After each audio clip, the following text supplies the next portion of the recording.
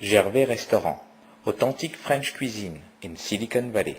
Kilowatts of power, 20 tons of AC. You're going to have about 500 disk failures a year. The disk failures per year is not based on what the manufacturer's claimed failure rate is. This is actually what really happens in data centers. This is how often disks fail. But then you need servers for the bandwidth. You need reliability overhead. So at a bare minimum, and this is why it's a hard problem. If you want to back up 1 million people, suddenly you have to manage this massive infrastructure that most backup companies haven't even thought of. You know, that's not what they're focused on. But this is what we're focused on. This is an exciting problem. This is going to get a little technical. Some of you may be engineers or formerly engineers. It's a lot of fun, so I'm going to spend some time on it. This is a graph that shows the relationship between the mean time to repair in hours and the probability of permanent data loss in a system.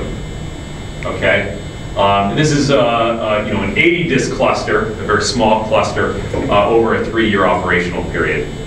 And I've put some details there about the assumptions. So just to walk through it, if you say have a RAID 5 system here, and you have auto failover and hot swap and all that good stuff all kind of set up, you're going to be able to rebuild a 500 gig disk maybe in 12 hours or so. So your probability of permanent data loss is pretty low. You're going to be safe. And that's why RAID works, and that's why these big storage companies make money, is because it works. And by the way, this coin cost comparison is just if these numbers here make your head hurt, you can just think, oh gee, this is about the same probability of flipping 16 heads in a row. So where it gets interesting, well, it gets a little more interesting here. In an 800 disk system, a 400 terabyte system, suddenly you have a lot more disks, you have a lot more probability of failures, you have a lot more probability of multiple disks failing that are inconvenient disks to fail, and you start to see that, gee, it's getting a little worrisome. We're starting to get, the probability of permanent data loss is approaching something that I'm not really comfortable with. And then when you actually solve the petabyte problem, an 8,000 disk cluster where you're backing up, many users, pretty soon things like RAID and mirroring, duplication, just stop working.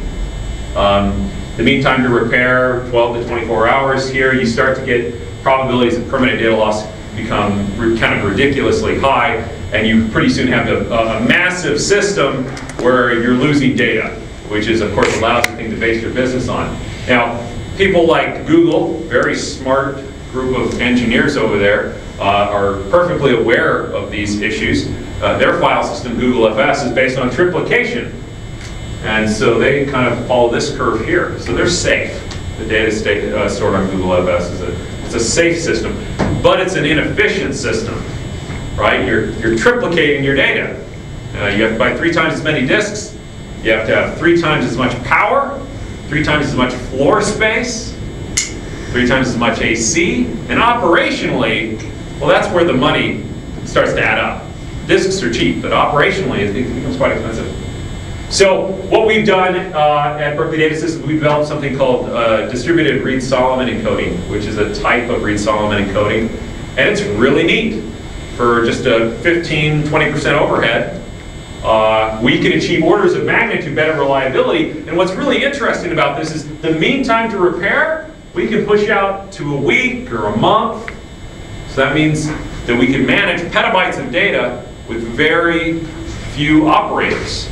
We can have like one system administrator manage, 5,000 disks. Because, every other week he says, yeah, well, gee, I better go check on the data center. I mean, obviously an exaggeration, but fundamentally, statistically, the repairs need to happen very, very infrequently. And so that keeps operational costs way, way, way low. So this is kind of the approach we've taken to solve this problem. Gervais Restaurant, authentic French cuisine in Silicon Valley. These folks here don't think about these problems, right? They just think about the client side. There's a lot of neat companies here, a lot of older companies here. Probably the most successful company here is probably these guys connected. They were bought out by Iron Mountain for about $120 million 2 years ago. And they had about a $30 or $40 million run rate when they were bought out. And they focused on large enterprises, doing remote backup. But none of them are focused on backing up all the PCs in the world. That's not what their concern is. But that is our concern. We want to solve that problem. Something we found since we launched is that we have, every day we get a dozen emails from large companies all over the world saying, hey, I have a business. I love your consumer software. Can you back my stuff up in my business? And we say, no, leave us alone. And we've been doing that for months, but about a month or two ago, we finally said, all right, fine, we'll build a professional version of our product. And so we've had to reluctantly start to do some business development and start cooperating with these large corporations that are pulling us into the B2B space, because if we don't fill that, someone else will. And we're here to help. We're here to solve problems, and we built such great software that people want us. And I think one of the reasons people really like us is, they look at charts like this. We have Mozy here. You've got X-Drive and Iron Mountain, Nova Store, iBackup, and this is just a very tiny handful of some of the leaders in this space. And these are kind of features: automatic continuous backup, keyless encryption, open file support, snapshot and version support, all these different types of features. And we do quite well. We have a very, very compelling backup product, and it's free. And not only is it free, it's really inexpensive. Backing up 30 gigs, we just charge $5 a month. Iron Mountain charges $75 a month. Nova Store charges $225 a month. So what's wrong with this picture? Well, we've developed really neat, innovative technology, and these guys are dinosaurs. And that's really the great software, but it's just old, and things changed in the last 5 or 10 years. So we're really excited about this opportunity, and we're not giving away the farm. We make an 80% margin on this pricing. And so that's been a lot of fun. We've gotten a lot of hate mail from people like these guys. So what's the takeaway? Mozy is the only remote backup service that can scale to millions of users. It's full-featured and free. It has enterprise features, but it's very, very simple to use. People like Drew Robbins said nice things about us, that we're pulling the rug out of the online backup industry. These people have said really nice things about us too. When in April, we got the PC Magazine Editor's Choice Award, which was really neat because our software wasn't that good in April.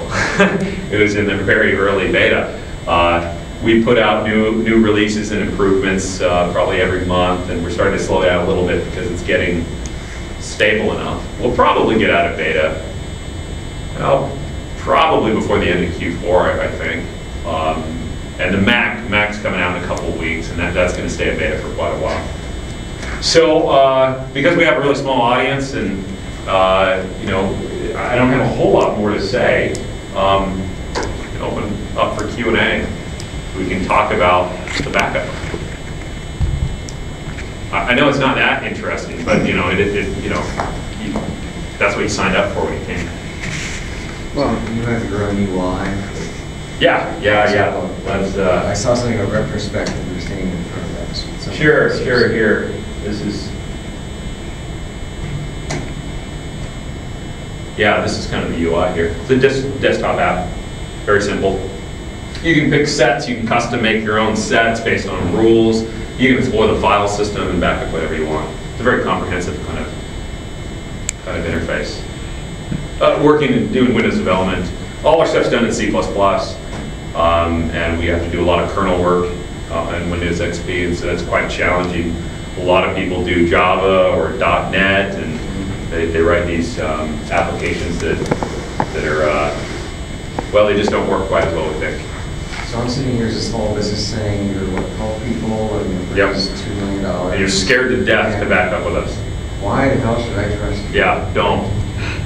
That's fine with us.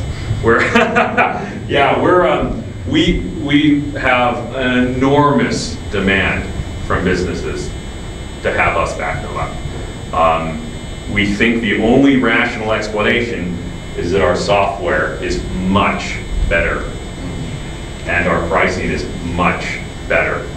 And we don't go run $1 million advertising Your data campaigns. center, your armed guards. Oh, yeah, oh, sure, yeah, we're Guns on the roof. well, no, they don't have guns there. We actually are housed in Consanas, which was built out. It's like this $30 million data center built out by Questar, the big gas company, back in the late '90s. They wanted to hop on the bandwagon, and their loss is our gain. It's actually on 24 seismic pillars. The entire data center is floating. It's the most overbuilt data center I've ever been in, and I've been in many data centers all over the country. So we're in there, so we got an impressive story around that. But you know, I mean, at the end of the day, you just have to trust the company you're working with. And we're actually in the process of, we're several weeks into a pilot with a Fortune 50 company that we reluctantly agreed to back up their 20,000 PCs for one of their divisions. And you know, it's exciting to be loved, but it's a lot of work for a little company like us. But yeah, we came into the game to solve a very specific problem. How do we back up every PC in the world? How do we do it for free? How do we make a profitable business doing that? And in doing that, we've really excited a lot of people. And we've had to be very careful with our engagements so we don't get kind of swallowed up. Because it's such a small company, it can easily get swallowed up like that. So we're being very, very careful about that. But the psychology of businesses today is much different than 5 years ago. People are much less reluctant to have their stuff encrypted and stored off-site. Something that's unique with our system is we don't keep the keys to the data. When we encrypt it, we don't have the keys. They're our customers. And so if Dick Cheney comes along and wants to subpoena us, here's the data, it's encrypted, we can't decrypt it, good luck. And so that's kind of nice, it's kind of unique. Most of our users don't choose to do that, but it's an option that we give all our users to self-encrypt. But yeah, to answer your question, I don't know why, but people trust us and they love our stuff and we're going with it. So that's the story there. Any other questions? Yeah. Well, given that the average user backs up whatever it is, 3.5 gigabytes, Yeah. why do you have a 30 gigabyte limit? Well, some people have a lot of data. That's an average. That's an average is what that is. And you have different types of users. Some users have 20 gigs of photos. Some people have 20 gigs of music or 50 gigs of music, and it all averages out. Some people have a small handful of Office documents that take up 400 megabytes. And so that's kind of how that works out. A lot of people back up source control software. Lots and lots of little files. So that's just kind of, that's based on an average of our data sampling from our user base. How do you plan to make money? Knowing bandwidth is expensive. We make money now. We've been bringing in revenue since April. And we have a profitable business model. We hope to be cash flow positive by the end of the year. So, are we making tens of millions of dollars? No. Do we need to? No. We're a small company. We built some really neat technology. And where we take it from here, well, I don't know. We'll have a lot of really neat options, I think, available to us. But we're just focused on solving that one problem. But we are, we have a really nice, healthy business. I mean, most of our users sign up for free. And then a lot of them say, hey, this stuff's cool. Sign up for the pay service.